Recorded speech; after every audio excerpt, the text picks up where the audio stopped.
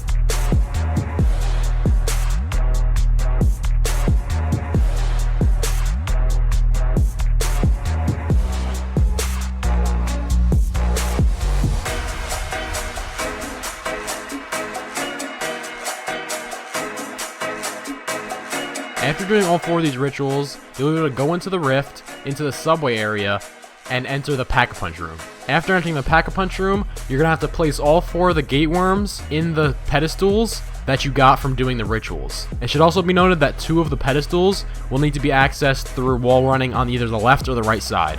After placing those gate worms down, you're going to have to put the summoning stone on the ritual table in the Pack-a-Punch room, and then that will start your very last ritual.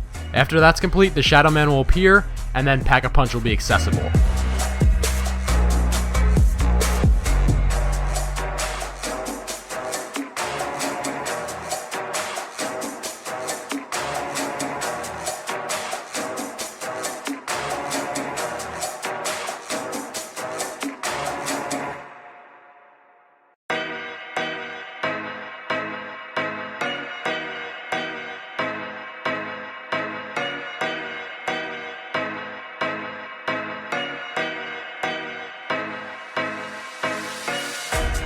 The next main goal will be receiving and upgrading your swords. So the first step in trying to get your swords is going to be with the train. When on the train, keep your eyes out for a red illuminated window, and inside that window, there's going to be a symbol that you need to keep note of.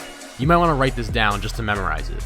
If you're a little confused by this, you'll see some footage in the video of me showing where all the symbols are and what some of them look like. Now your symbols will be randomized for each game, so don't just use my symbols that I have in my game because they're most likely not correct.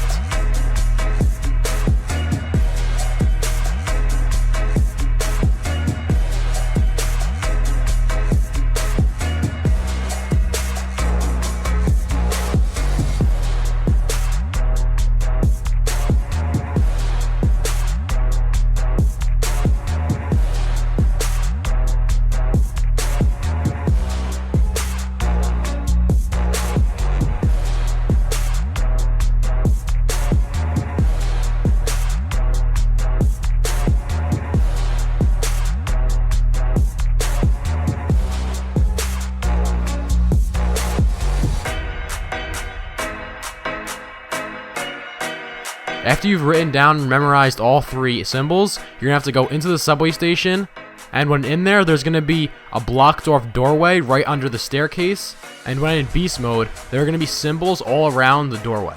What you're gonna do is zap all 3 symbols that you have in your game to gain access to the Apothicon eggs. Have all 4 players collect an egg and place it in one of the 4 totems around the map.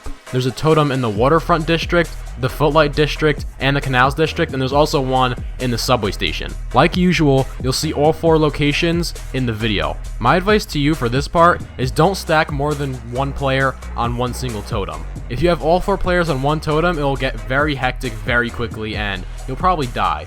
Once your egg is placed in the totem, it's charged by killing zombies around the totem.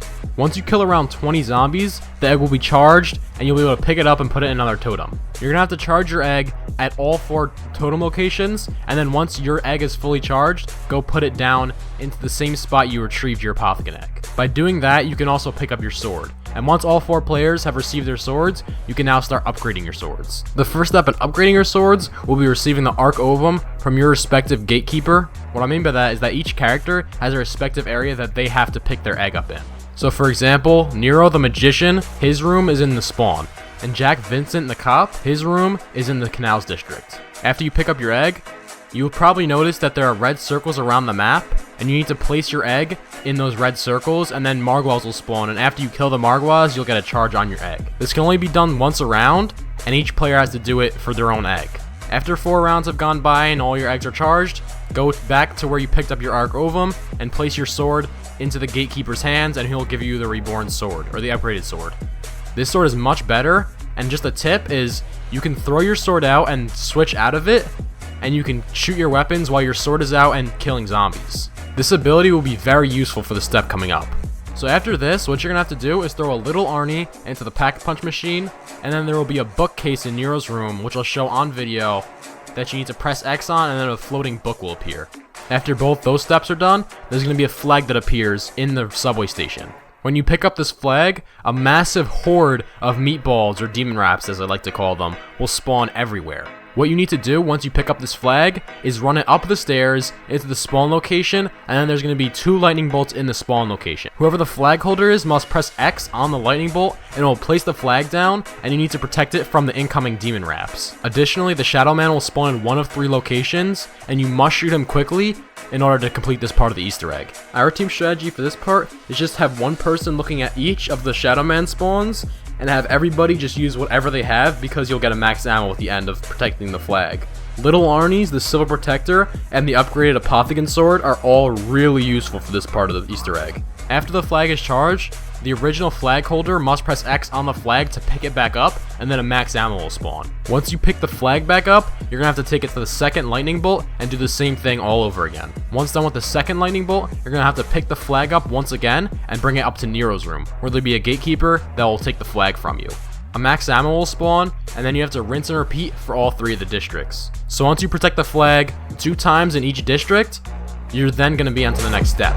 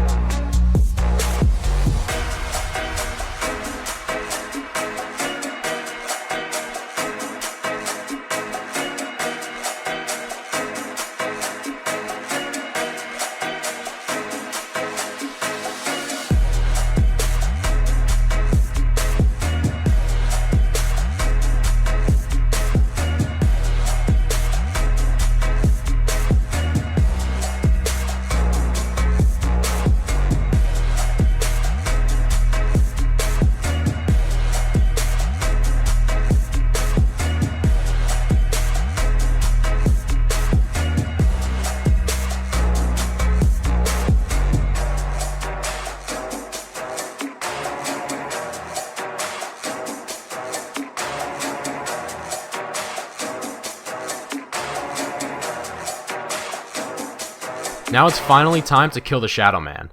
Although it sounds intimidating, this step is extremely easy. Have all 4 players go into the Pack-a-Punch room, and then you'll notice that there are 4 gatekeepers above the pedestals that you put the gate worms in. All 4 players must press X on a separate gatekeeper. Once this is done, they'll rise up into the air and break the force field around the Shadow Man. Once this force field is broken, your team is going to have to collectively shoot at the Shadow Man. Make sure you have 1 person standing at the ritual spot in the Pack-a-Punch room. After your team has quickly shot the Shadow Man at each location that he teleports to, he's going to move back into the ritual table, and then 1 teammate is going to have to press X on him, and he'll get sacrificed and a giant gate worm will appear. If you fail this step, you can't leave the arena, so you're just going to have to kill a Margwa in the Pack-a-Punch room, and then start it all over again. The only hard part about this step is managing the minimal amount of zombies that will spawn in the room while you're doing this part. If you want, you could dedicate 1 person on your team to either make crawlers if they have a ray gun or grenades, or 1 person could just train them up in circles. So now you've made it to the final part of the Easter egg. This is where your team coordination skills will be critically tested. So once the Shadow Man is sacrificed, you will notice that there's a pink glow around your screen, and there's going to be white wisp around the map that you'll need to cleanse yourself of this pink glow. This pink glow will show up about every 30 seconds, and if you don't cleanse yourself soon enough, you'll die. Although no zombies will spawn, there'll be a ton of Margwas with purple heads. If you kill these Margwas, you'll notice special colored pedestals around the map that you'll get unlimited beast mode from. After killing a few Margwas, have 2 of your players go into beast mode and stay at a train station. Now if you use one of those special pedestals to go into beast mode, your beast mode will be unlimited unless you get hit by Margwas or step on the purple spots all over the floor. Also, you still need to cleanse yourself periodically when in limited beast mode. Have a 3rd player at a 3rd train station with a beast mode pedestal very close by. Also, make sure that the train is not at that location. Your 4th player should also be in unlimited beast mode, and he should be stationed in the center of the map in the canal under the 3 gatekeepers. You can just jump into that canal when in beast mode, and I highly advise you do that. Once all 4 players are in their respective position, have that 3rd player call the train to their location and go right into beast mode ready to strike their electric box. The player in the center of the map should be looking out for the train and when it's going to hit the gate worm. Right as it's about to hit, have all 3 of the other players strike their electric boxes like crazy. While that is happening, have the 4th player in the center of the map strike all 3 gatekeepers, and if done correctly, the train track should turn a tealish color and you should be given the ending cutscene. Alright guys, I think that's about it for the guide. I hope you guys enjoyed. I hope this helped you out with the Easter egg, and I'll see you guys next time.